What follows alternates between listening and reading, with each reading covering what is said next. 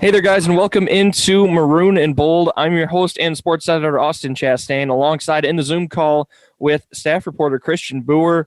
Christian, I feel like it's been a minute, but how are things going, man? I mean, we're closing in on the end of the semester, closing in on football season, which we'll obviously get to here in a little bit. But how are things going for you, man?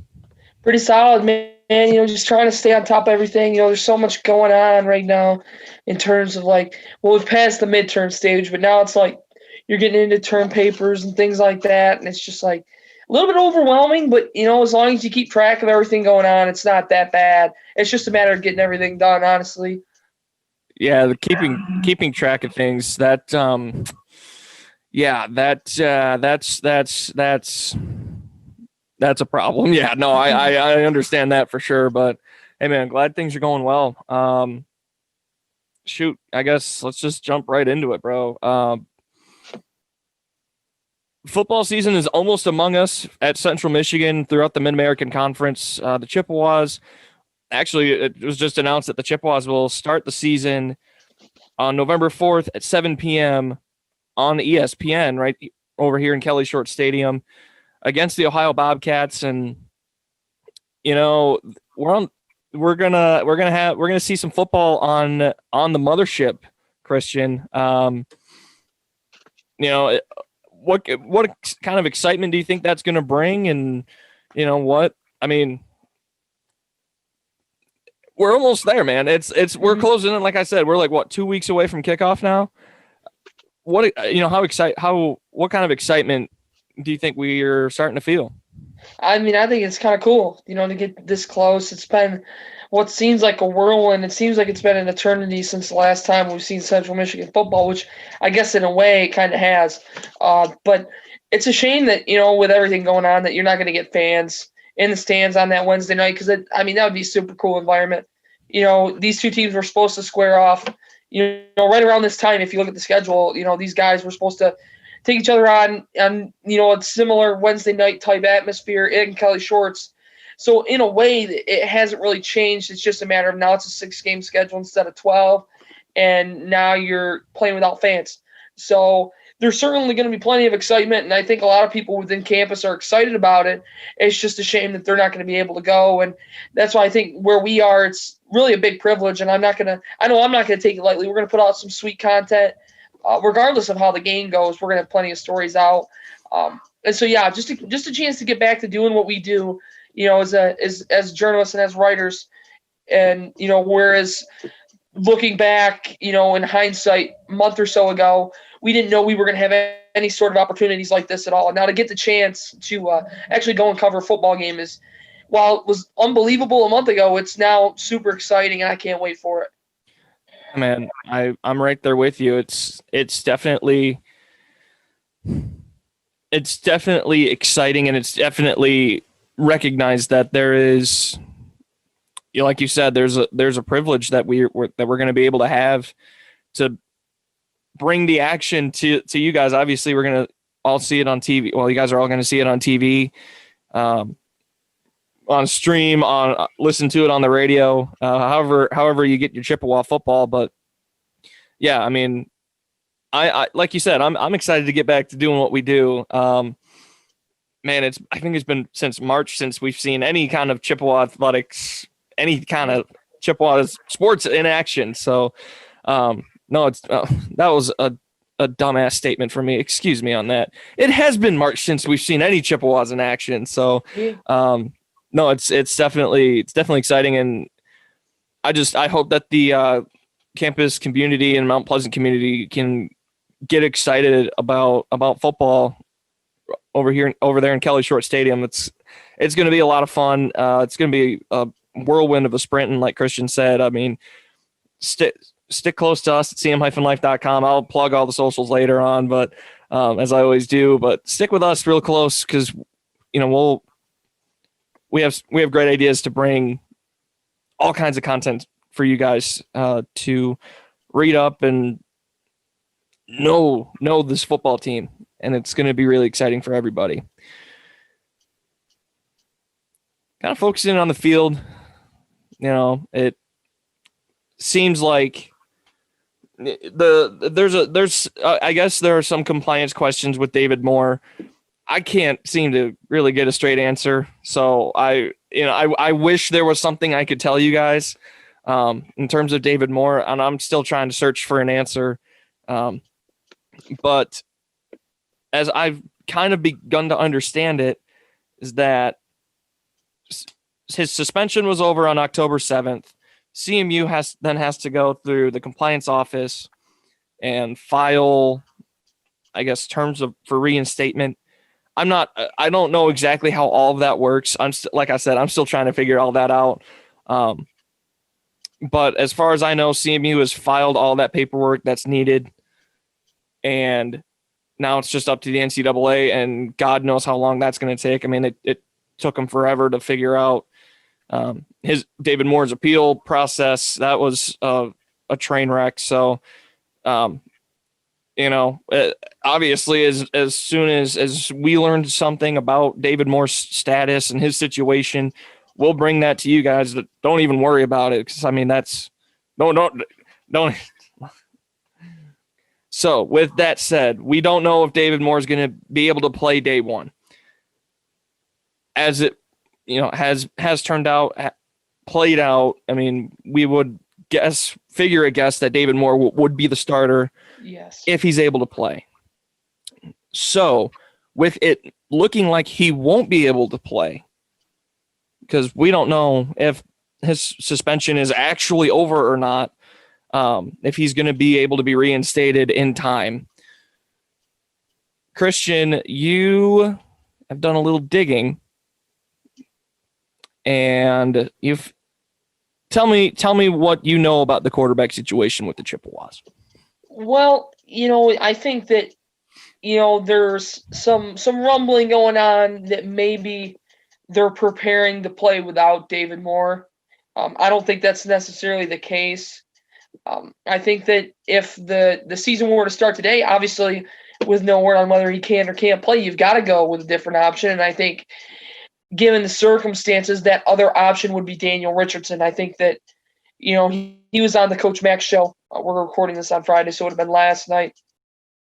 And it sounds like Jim McElwain's awfully high on Daniel.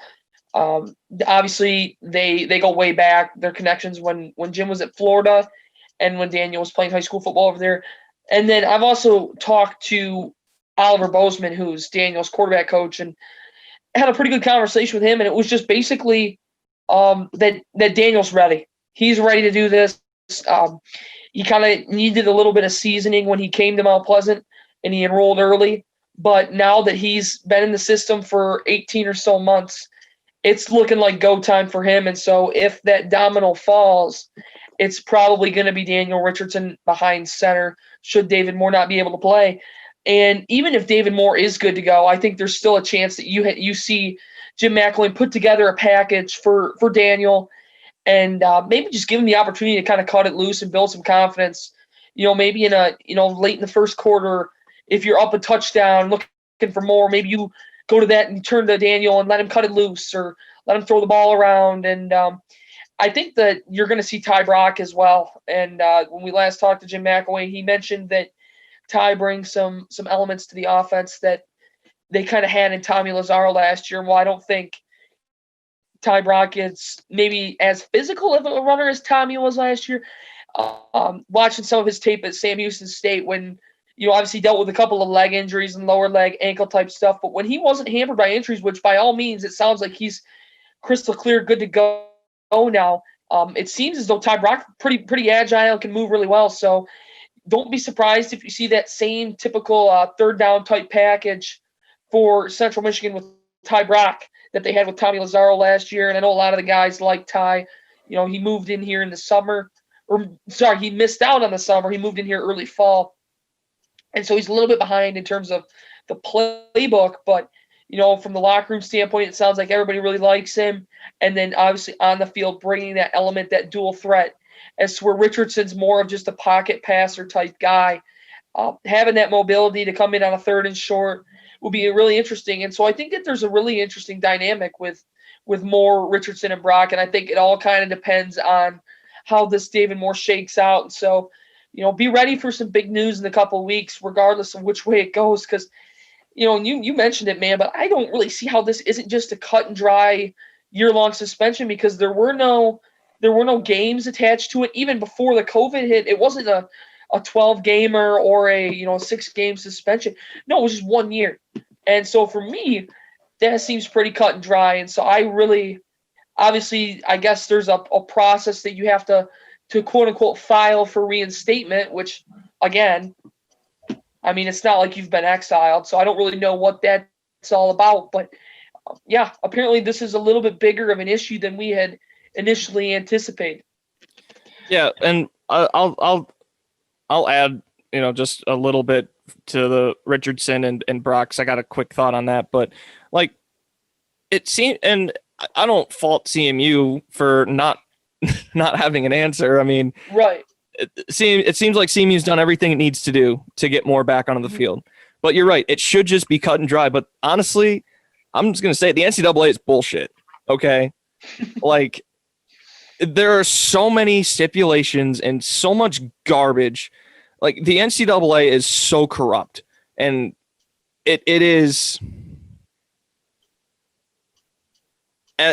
from somebody that covers the team, and I've heard from fans, it is frustrating because obviously, the Power Five gets all the attention. Like Justin Fields transfers from Georgia to Ohio State. Oh, needs a transfer waiver. Boom, got it.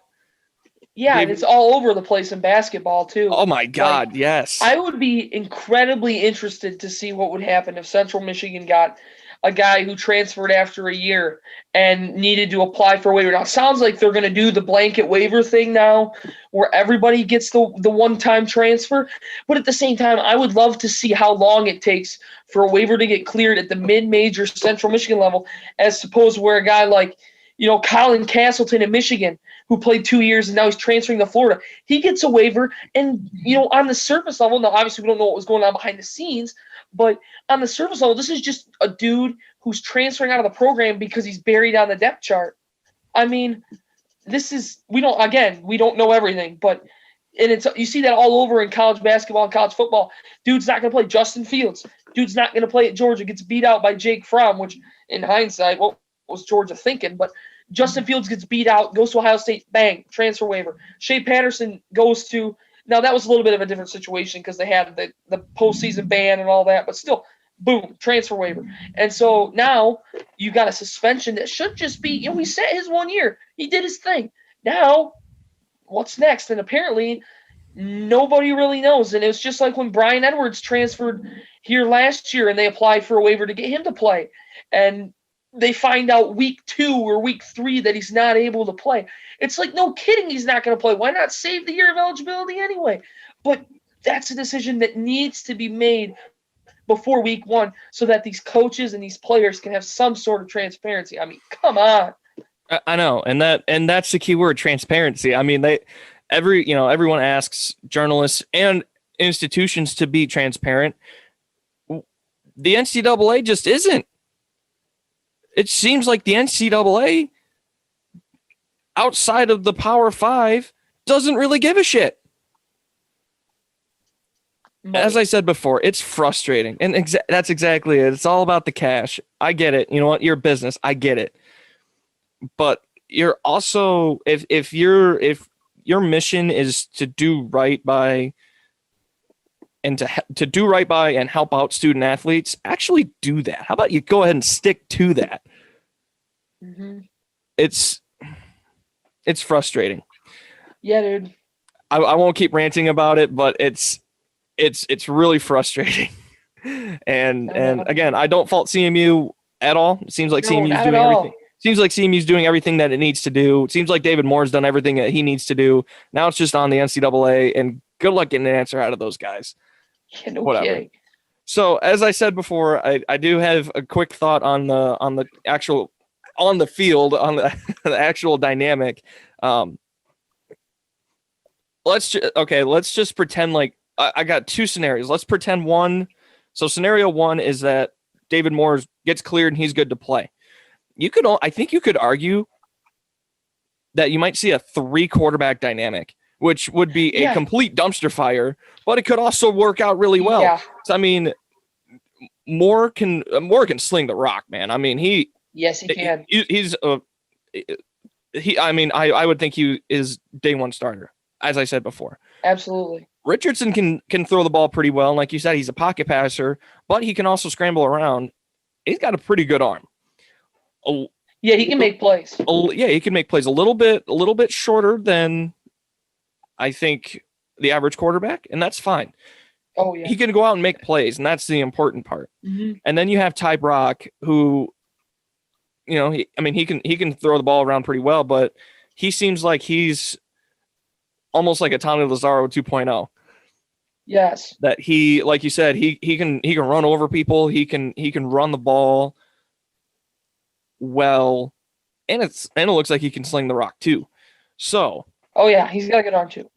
So you could easily argue that there would be a 3 quarterback dynamic, and then they're also talking about a wildcat package, which we'll touch on in a little bit. So that part of it in the scenario too is Daniel Richardson, your starter. Third down comes in, third and short, throw Ty Brock out there. He'll go get you the 5 yards that you need, move the chains, and just keep on trucking, right? Yeah, the one thing I will say is that if you get a 3 quarterback system and then you run the Wildcat too, it kind of becomes like a Frankenstein monster type, just patch everything together. And I don't think that's necessarily a great idea. Now, here's why. You kind of need to get into a rhythm at some point, to the point where you're not just yanking guys and shuffling. This isn't baseball. You can't just go to the bullpen and then – I mean, in a way, it's better than baseball because you can go to the bullpen and then come back in with your starter. But at the same time, doing things situationally works at times. Like if you need to run the clock down late and, you got about 7 minutes to go in the fourth quarter, and you can have Ty Brock come in and just scoot around and run the read option with Kobe Lewis and occasionally, RPO, throwing to Ja'Cory Sullivan or something like that. That works. But when you're going one drive David Moore, and then you start David Moore on the next drive, and then you go Ty Brock, and then you go with Daniel Richardson, and pretty soon you got 3 guys taking snaps on the drive, and then, we're in the red zone, let's get Khalil Pimpleton in the Wildcat. It's like you're going to have to at some point get in a rhythm. Now, the one school has proved me wrong. If you're bored on Thursday nights or Saturday afternoons, you need to find an Arkansas State game. Shout out George Stoya, absolute legend. But here's the thing. They have run that 2 quarterback system almost flawlessly. I mean, my goodness, Stoya wrote a story, and he's writing for the Arkansas Democrat Gazette. If you don't read their stuff, check it out, because George does a lot of good things over there. But he wrote the story about how the 2 quarterback system, and if you combine the 2 quarterback stats, they're as good as Trevor Lawrence. Now you tell me, what in the world? Like, that's just 2 guys that are, combined. They're doing what's best for the team. And it's like, okay, when it's my turn, I'm going to go out there and do my thing. And when it's your turn, you bet your ass I'm going to be the first guy on the field rooting for you. And I think that Central's kind of got that dynamic within their quarterback room. But I think throwing 3 guys out there, man, it's just hard to develop any sort of a rhythm. And so I think for that case, you might see a package for Richardson. Maybe, like I said, he can just come in and sling it around for a drive. But at the same time, and also pointing out that there could be a much shorter leash on whoever the day one starter is because of the depth in this quarterback. David Moore did a heck of a job in his 4 games last year. But, you take a look at the numbers. The completion percentage, not great. Turned the ball over 4 times. Well, no, 4 interceptions. He turned the ball over, with fumbles and things like that. So the leash might be a little shorter. Not doubting David Moore's arm talent. The dude's got a cannon. But as far as, turning the ball over, there might not be a ton of room for error, in that quarterback room, which in my opinion is good because it brings out the best in everybody. And so being able to have that depth within your quarterback room, I think is an asset, especially when you've got so many skill position playmakers coming back, and there's guys under the radar like Dallas Dixon and Lou Nichols that people don't really know about that could come in and have huge years. So having all of this depth at quarterback is just going to build to what should be a successful season. Yeah, and I mean, you just mentioned it too. I mean, and we'll kind of touch on the offense as a whole, but I mean, there is so much depth pretty much everywhere. The one spot is well, I would argue that it was the most important position last year, but this year I don't think it's going to be at tight end. Because I mean, you have a gigantic human being in Tony Poljan, what is he, 6'7", 6'8"? 6'7". He's a big dude. You throw anywhere around him, he's gonna go catch it. Granted, he did have a little bit of a problem with fumbles last year. A little bit of a problem. Yeah. So, and he's gone. He's at Virginia. He's playing in the ACC at Virginia. Yikes. But anyway, so I don't think tight ends are going to be as important this year as they were last year. I mean, Joel Wilson and Austin Herget are both back. But I don't know how much offensive coordinator Charlie Fry and McElwain are going to use that tight end position because they have all that depth at quarterback. They have all that depth at wide receiver, at running back. You're going to see, you know what, let's get to it. We kind of alluded to it earlier, but the Wildcat formation with Khalil Pimpleton and Darius Bracey as the guys that have emerged that they're going to take some snaps. You asked Pimpleton about it. Well, like you said, we're recording this on Friday, so we talked to players yesterday on Thursday. You asked Pimpleton about it, and he had a pretty big smile on his face when you mentioned that he was going to be taking some snaps, as he did in high school. Yeah, so. Right. And that was part of my question was, selfish. Khalil's a real humble guy from what we've been able to talk to him and things like that. And that's kind of my impression of him. But, I kind of had a little poke him a little bit and just say, kind of selfishly, as a former high school quarterback, to be able to play there at college, how does it feel, man? And he just there. That's when the smile came out. And, there is a lot of trust that comes with playing quarterback, even if it is just for a play or two. And Khalil seems like he's ready. And obviously, from a playmaking standpoint, absolutely. I don't expect him to pivot, 3-step drop, throw the ball 30 yards down the field. But, you're going to see a lot of him and Kobe Lewis, or maybe they send a receiver in fly motion to kind of, read the defense. He's going to be in a lot of read option, midline read type stuffs. So, it'll be interesting to see how things they do with him. And sounds like Darius Bracey was a pretty good high school quarterback in Alabama, accounting for over 2,000 yards as a senior. He plays defensive back, and if you didn't really know his story, you'd have never known that he was such a good offensive player in high school. So that'll be interesting to see as well. But, going back to what you said about the tight ends and kind of doing a little bit of digging within the roster, and it looks like they've changed Hunter Buchkowski and Oakley LaValle. They're both now playing. They're both listed as tight ends, but they're going to be doing the same thing. I mean, I don't think they'll be catching passes. I don't. I think similar to what they did in running situations where especially late in the year, when they brought out Buchkowski to throw a block, he's going to be doing the same thing, just with 2 different letters next to his name on the roster and in the program. So I don't really think that they'll necessarily bring like a Joel Wilson in tight like they did with Tony, just because I don't think they want to use Joel so much as a blocker. So in those situations, you'll see Buchkowski or Oakley LaValle lined up in tight as that extra blocker. But anytime they want to go to a passing situation, I think you're going to see a lot of 4-wide type stuff. And I don't think they're going to be using a traditional quote-unquote tight end who lines up on the line, hand in the dirt, and then runs, routes. I don't think there's necessarily going to be that. I think you're going to see a lot of 4 receiver looks.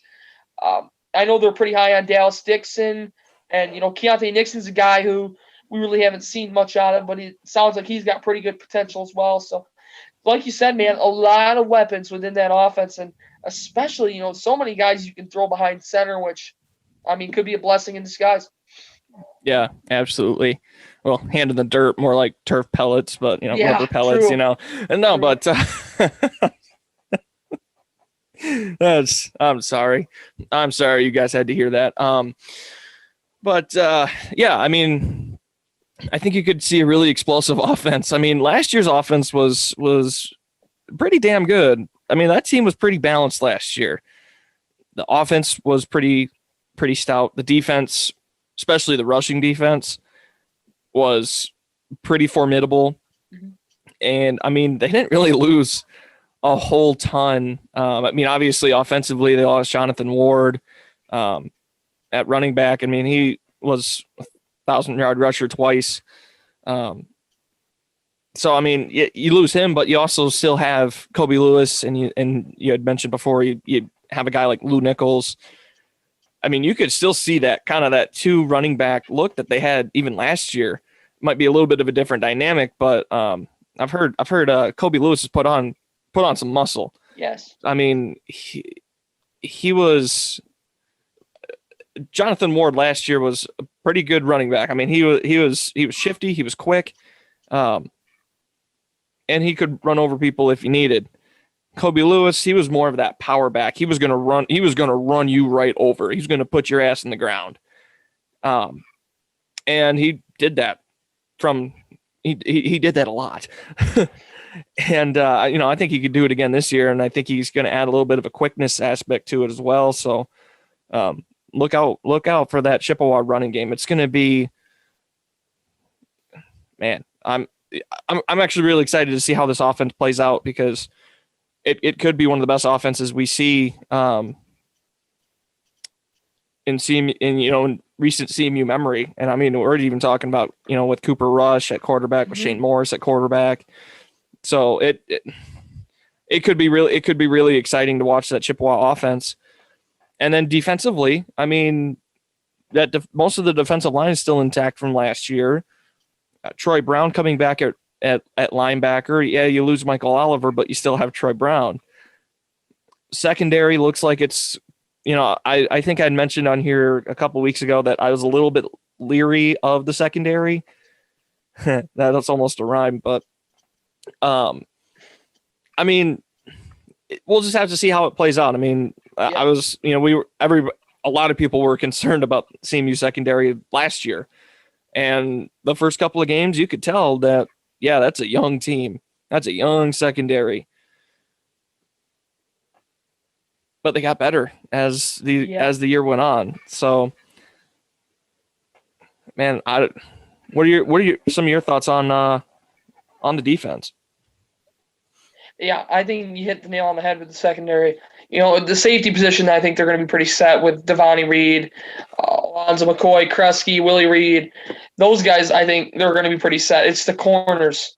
And you nailed it when you said last year the first couple of games were certainly a learning experience with, you trot out there. And I think the day one starters were, Brandon Brown and Norman Anderson? And those two guys don't even play. Well, one of them doesn't even play corner anymore. Obviously, it took a little bit, but they were able to figure it out with that little trio of Darius Bracey, Montre Braswell, and Kyron McKinney-Harper. And now two of those guys aren't there anymore. But the good news for them is they bring in two guys this year who might be just better. In Richard Bowens III and Brian Edwards. Now, Edwards, obviously, we've talked ad nauseum about the kind of the off the field problem he had, but as far as being on the field, that's a guy that McElwain wanted to go out and get when he came here. And so there's obviously potential. I think that Edwards and Bowens will be the day one starters, and I think that both of them having Power 5 experience is going to do numbers for this team. So from a potential standpoint, you're looking at one of the best secondaries in the MAC. It's just a matter of whether or not you can put it together and play 60 minutes of solid football and not get beat around. And then Deshaun McNary, who didn't play great in the one game that he played last year, obviously in the bowl game, which nobody really played great in that game. So it'll be interesting to see how that whole situation plays out on the back half. As far as up front, plenty of guys to talk about, Troy Hairston, and the D line with Laquan, and although Laquan is going to play probably a little bit more end, I think that's where he was at last year too. And then on the interior, you got Mo Diallo and Robbie Stewart. So again, a lot of guys to watch for if you're an opponent. on that front four, and then linebackers. There's experience there. I mean, Chuck Jones played in every game, as the backup middle linebacker to Michael Oliver. Shouldn't be too much of a hike there. Troy Brown, obviously, we talk about him all the time. And then George Douglas is a guy who started some games at the end of the year. So plenty of guys on that defensive end that you really shouldn't be too worried about as far as, are they going to take a step back?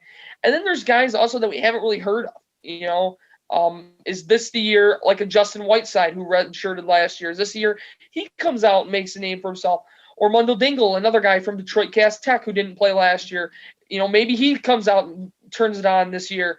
So just a lot of guys, while there's so many returners, there's also a bunch of, that freshman class from 2019 that didn't really peer their heads out. Now, that maybe this is their time. CJ Gildersleeve is another one at linebacker. So again, just a lot of guys who have proven what they can do, but at the same time, so many young guys that are eager to take the next step. And in a year where you've got a smaller roster, every single one of them might get the chance to play. Yeah, man. Like you said, I think you hit the nail on the head. And by the way, very impressive. Pull the day one starters of Brandon Brown and Norman Anderson. I don't know if you got notes. I have the bowl guide from last year's New Mexico Bowl right here. I don't got notes, bro. What I do have is a vivid recollection of standing in like in the sack during a torrential downpour last year, and then being one of the first people in line. So I was in the front row for that game, the student section. I was in the front row. I remember it vividly. I remember it very well. I remember the guy from Albany threw his mouthpiece at the guy next to me, which I'm not going to name names, but he did. We were heckling him a little bit. I wasn't heckling him just because I was, in my right state of mind. I didn't participate in the tailgating festivities because I was doing some work before that I walked over in the rain. But yeah, there were a bunch of people around me that maybe weren't completely sober. They were mildly to moderately, maybe even severely intoxicated, and they were giving the Albany guys some problems. And the one guy from Albany just turned around and whipped his mouthpiece at him, which was, it was a nice throw. I'm not gonna lie to you, but yeah, I remember that game very well. And I also remember Chippewa was having some fumbling problems that night, which is kind of to be expected when it's rainy and stormy. But yeah, Brandon Brown, Norman Anderson. Brandon Brown's back, but he's kind of buried on the depth chart. We'll have to see where he goes. It'll be interesting to see where he fits because Central's got a couple of defensive backs in Dante Kent and Day Hill. I guess he goes by Day Hill, but it was Damon Hill. And he, both those guys are freshmen who were pretty highly recruited. And, if you're Brandon Brown, kind of your back's against the wall here because if you don't beat out this freshman, then you're kind of buried. And obviously everybody wants to see what they have in a freshman. So it'll be interesting to see if he's able to get back up on that depth chart. I think the top three in Bowens, Edwards, and McNary are pretty set. And then Bracey with that kind of group. But then after that, it's all wide open. And so we'll have to see what guys like Brandon Brown can do to kind of get their head back above water in terms of that defensive back rotation. Yeah, I think it'll be pretty interesting to see just how that defensive back rotation kind of works out. Like you said, there's going to be a handful of guys vying for just a couple of spots. So yeah, just that dynamic, I think that's going to be pretty interesting. I don't think the defensive backs are quite as deep as the quarterbacks, in comparison. Obviously, there's two spots versus the one, whatever. Knife me on Twitter. Fine. That's fine. Just don't call me an idiot on Twitter. That's all I ask. Okay. But like you said, this could be even a more balanced team than it was last year. Yep. In terms of that offensive production and defensive, I guess, production, if you will. So I'm really interested to see how that's gonna play out. I remember that Albany game pretty vividly as well in the press box, not knowing when the thing was going to kick off because nope, another lightning strike. Oh, yep. All right, cool. Let's just hold off for a little bit longer. And yeah, as somebody that I know, and it might be the same person that you're talking about, was actually just yesterday telling me about that Albany game that this person was in that state of intoxication, and I don't know if this person was the one doing the chirping at the Albany player, but it sounds like that might be the only good throw Albany made that entire game. So, and that's not true. Albany actually held its own pretty decently in that game. Made it a little bit closer than I thought it was going to be honest with you. But yeah, man, that's, I think I've asked each player and all the coaches that we've talked to this one question. I want to ask you this question. What are you most looking forward to this football season? And I don't if you want to actually talk about the on the field play, go ahead. I don't think anyone else has.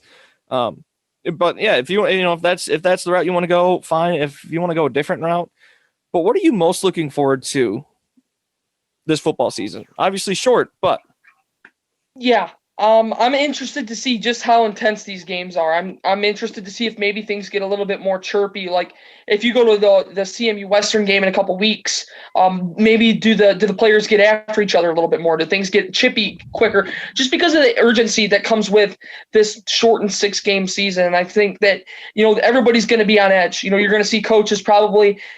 You're probably going to see headsets get thrown. You're going to see frustration. You're going to see intensity. You're going to see things kind of boiling over just because, one loss can do you in. It's not like regular seasons where, if you're in the MAC, you get that 4-game non-conference cushion where you can figure out what you've got in your team. Now it's just 6 games, and if you lose one, you might be out. So, obviously, I think the crossover game gives you a little bit, but at the same time, man, it's all or nothing. From the jump, it's 6 games. You're playing for the title every single snap. So, the intensity these games are going to play. And I love competition. I love seeing guys get fired up. I mean, me, Chastain. I love seeing guys get excited. I love seeing, people going crazy. And so for me, this is like paradise because you're going to get to see guys going after each other. You're going to get to see everybody bringing their best on every single snap. The intensity that's going to come with this 6-game season is going to be unlike any other. And for that reason, man, I am super excited. Yeah. Yeah, I'm right there with you, man. I mean, I think these games will get really aggressive really quick.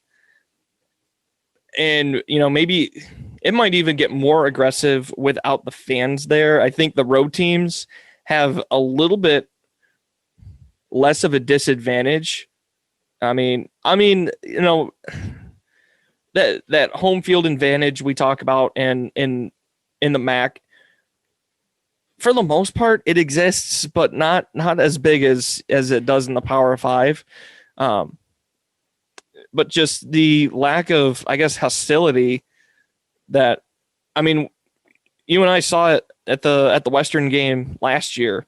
I mean, that was a hostile crowd. And yeah, man, I lived it. I was just going to say, that better than I do. But, I mean, that was a damn good crowd over there in Waldo Stadium. Oh yeah. And you're not going to have that this year. There's no student section. There's no student section to razz your coach. There's no student section to make fun of the players. No inebriated students chirping at opposing players. You just don't have that, and you're not going to have that. But yeah, I'm really excited, as you said, to just see how much fire these guys come out with. Because I mean, back, in August, it was, you guys aren't going to play. Sorry. And then you see some other conferences go out and play. Just a couple of weeks later, you see, the Big Ten say, "Yep, we're gonna do it. We postponed, but now we're gonna go play." And they're gonna start. Well, actually, they start tonight. Wisconsin and Illinois plays Friday night. the Big Ten, obviously the rest of the Big Ten starts on Saturday. I think these guys are going to come out with fire under their ass. They're going to be ready to go. It's going to be really intense football, and yeah, like you said, it's going to be a lot of fun to see just how it plays out, man. I don't know. Obviously with safety measures in mind and whatnot, but I'm hoping that we're still going to be able to make our way down to a couple of these road games, because the road trips, that's one thing that I'm most looking forward to. I mean, you and I hopped in my car that was obnoxiously loud. Drove that thing all the way down to Ohio, into Cleveland, and then we made our way back home. But it's going to be a lot of fun, man. It's going to be fun. Do you have anything else on football? A quick hit on another sport that I want to touch on, if you don't have anything else. Man. On football. You good? Yeah. All right. I mean, it seems like kind of a lame segue, but news came out, yesterday? Wednesday? Yes. Wednesday. I think it was Thursday. It was Thursday. It was yes. Yeah. Okay. Yep. Yesterday and Thursday that the CMU men's basketball team will actually open the MAC season December 22nd at Western Michigan. Now, the only reason I'm bringing this up, there's two reasons I'm bringing this up. One is, that's the Western game. That's it's the Western road game. Oh my God, there's just more reasons hatching in my head. So reason one, it's the Western game. Reason two, it's the MAC opener. Reason three, the Chippewas and Broncos. So how the schedule usually works is that they will flip-flop. So like the first matchup this year was supposed to be in McGurk Arena. And then the second matchup in March was supposed to be in Reed Fieldhouse, right? At University Arena, whatever you want to call it. So it kind of changes the dynamic of the schedule a little bit. So now Western technically is going to have, the schedule is going to play out like it did last year, where Western played at WMU first, and then Central hosted in March. But I guess the biggest reason that I'm bringing this up is that we might be hearing of a schedule soon. We're closing in on about a month until the basketball season is technically allowed to start. Mm-hmm. November 25th is laid out by the NCAA. I mean, it seems kind of whatever. It's just one game, but it's not just one game. It's kind of one of the bigger games. What are some of your thoughts on it as we figure things out? Yeah, and it's going to be really interesting to see what that non-conference schedule, if there is a non-conference schedule, what it looks like. As far as, you mentioned that the season's supposed to start in about a month, but, I'm taking a look at the conference schedule, what it was supposed to look like. The men weren't supposed to open the conference season until January 2nd. So you're moving that up quite a ways, before Christmas, which signals to me that non-conference schedule is going to be a lot smaller than we initially anticipated. So you've got, about a month between the start of the season and the start of conference season. That's about 4 weeks, which means 8 games max. 2 games, if you're playing 2 games a week, which you don't always do in the non-conference. So I would also not be surprised to see if Central's men's and women's team decide to do a what's called a multi-team event, which is essentially just a like a preseason conference tournament, except it's held at one of the schools. I know Louisville just put together one with like 8 or 9 teams, and Kentucky's got one with 3 or 4 teams, and it's just Basically, you come here, you stay 2 weeks, and you play like everyone here, or you play maybe 3 or 4 games. And so I wouldn't be surprised to see Central joined up with one of the schools, maybe locally. I mean, you're not going to get both Michigan and Michigan State in the same one just because those two teams won't play each other. But maybe you go to the Breslin and you link up with, no, you wouldn't go Toledo because that's conference, but like a Cleveland State, and other mid-major type schools. So don't be surprised. And don't be surprised if Central's women's team gets in with some ballers, because they were supposed to go to the Bahamas in a field that was just absolutely loaded, man. You're talking Oregon, South Carolina, Syracuse. I mean, these are some of the best teams in the country. And Central Michigan's women's basketball team is going to go, knock heads for a week with that team over Thanksgiving. Obviously, that's not going to happen. But don't be surprised if you see Central Michigan linking up with some of these schools, and you won't make. Obviously, it probably won't be an Oregon or a South Carolina because of travel restrictions. But you take a look. Maybe an Ohio State isn't out of the question. Maybe Indiana or Northwestern or one of those schools. Just it's not out of the question to see Central go in and get in with these big ballers and show the world what they can do, because we both know that's what Heather Osterley wants to do. She wants to load her non-conference with big schools like that, big, some of the best mid-majors in the country, like she did with Green Bay last year and South Dakota State and those teams. Man, she wants that challenge. As far as the men's side, I don't know, man. I mean, I don't know if Keno Davis even knows what he's got in his team because of how limited the workouts have been. And 7 newcomers coming in, man. There's just not a whole lot of continuity with the team last year. So it'll be interesting to see how that all shakes out. I'm really, really excited to see what happens in basketball, not just from an on-court standpoint, but also what it's going to look like. Are there going to be fans in the stands? Probably not.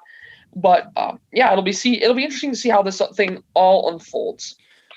Yeah, I am too. I mean, I think I saw something somewhere that there might have been a chance that they were going to allow fans in McGurk Arena, just a significantly fewer amount than the 5,300 that is listed at capacity. I mean, and let's face it here, man. I mean, they don't necessarily fill that arena every single night. And you know what? I mean, on a Tuesday night, I don't blame you. On a Saturday afternoon, I get it. Like, I'm not criticizing the fans one bit. That's not what I'm doing. I'm not criticizing anybody. I'm just stating a fact. It's not full. Most basketball arenas aren't. All right. Right. Outside of the Power Five, most mid-major programs, they don't fill their arenas every night. So that's not a knock on anybody. But yeah, I am really interested to see what happens with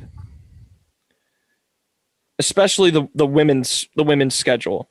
Because like you said, I mean, that schedule was absolutely loaded last year, or was supposed to be absolutely loaded. It was loaded last year. It was supposed to be just an absolute gauntlet, right, this year. So I am really anxious to see how that turns out and what happens with the schedule. And, like you said, I mean, you could go down and play at Toledo and play against Cleveland State, against Ohio State. I mean, hell, you could even try to convince Michigan or Michigan State to come play you. Or you could go to the Breslin or Chrysler Arena and go play both of those teams. Why not? You have the ability. I mean, you should. I mean, they're in state. You could go play them both. Mm-hmm. Or, you could have a little Michigan tournament and just, prevent or Michigan showcase and, bring, Detroit, Eastern, Western, Central, Detroit, Mercy, Oakland, Michigan State. Is there another one? It's obviously got to be even numbers, but even so, though, I think you just kind of match them up to where maybe each team plays 3 games, and then that would really kind of work out, in terms of there's 7 teams, then you got 6 to choose from. You take you got 2 from the Big Ten, 3 from the MAC, and then 2 from the Horizon League. So you would play 1 squad from each. Or no, right. It would be 2. Yeah. So you go get so what? You go over there and play 2 games. You play on a Tuesday night. You play on a Thursday night or a Friday night. Boom! You got 2 games right there. Right. and against pretty stout competition. I mean, CMU played Oakland on the women's side last year in Detroit area. And you can work it out. I mean, there's a way to do it, and there's a way to do it safely. It can be done, and it probably will be done because, I mean, like we said earlier, I mean, the NCAA makes money, so whatever. Conferences want to make money, whatever. I don't know.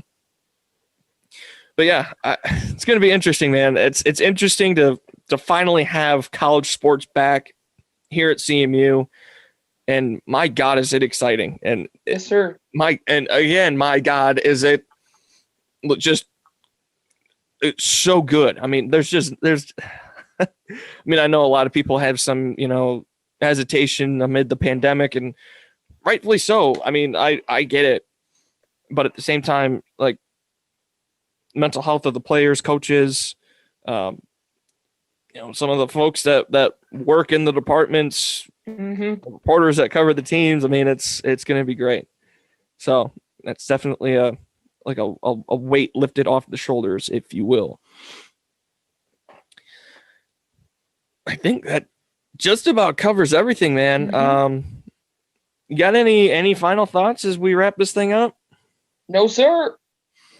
All right. Fair enough. Well, everybody, thank you for listening or watching if you're here on YouTube. Make sure you follow along with us. See, this is where I'm going to plug the socials, but make sure you follow along with us at CM Life on Twitter, at CM Life Sports on Twitter. You can find Christian at @cboer_ on Twitter. You can find me on Twitter at ChastainAJ. Find us on Facebook at Central Michigan Life. And always, always, always make sure you are following along on cm-life.com for not only coverage of all of Chippewa sports, but coverage of Central Michigan, the community, Mount Pleasant, the community, everything going around here at Central Michigan. Thank you guys so much for tuning in. We'll talk to you guys again next time when we meet again. Stay safe, everybody.